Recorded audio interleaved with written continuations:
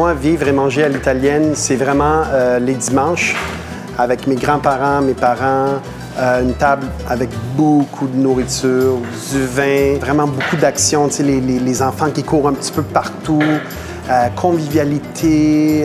Le dimanche matin, ma mère se levait très, très tôt le matin. Donc ça, c'est, pour moi, ça, c'est vraiment vivre et manger à l'italienne parce que c'est mes expériences. Michele, ce livre-là, il en est l'âme. C'est lui qui a eu l'idée, qui m'a dit un jour, ça fait 4 ans déjà, là, ce livre-là n'a jamais été fait. On n'a jamais fait de livre sur l'Italie gourmande de Montréal. Et d'ailleurs, à l'époque, je lui avais dit, il faudrait avoir un rédacteur italien. Puis il m'a dit, non, non, non, je veux le faire avec toi. Puis après ça, ça a été le guide. Ça a été le guide à travers sa communauté, à travers son enfance, à travers son histoire. C'est lui qui me disait, va parler à un tel, va manger telle place.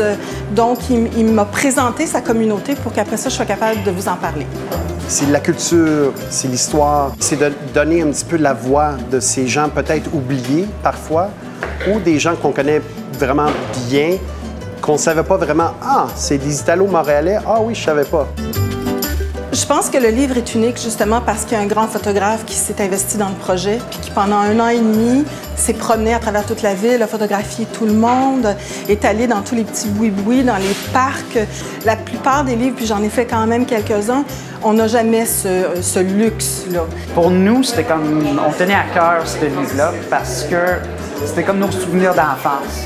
Vraiment, c'était ça que, pour nous, quand je shootais quelque chose, il fallait que ça évoque notre enfance. Il fallait qu'on se sente comme, OK, on était comme ça.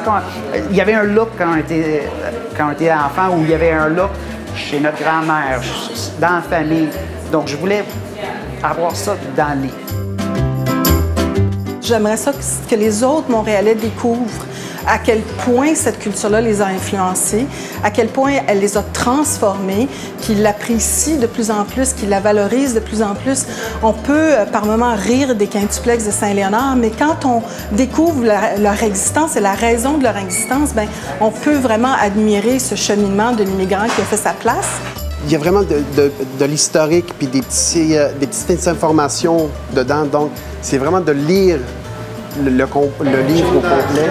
Et je pense qu'ils vont vraiment comprendre c'est quoi être italo-montréalais et italien à Montréal.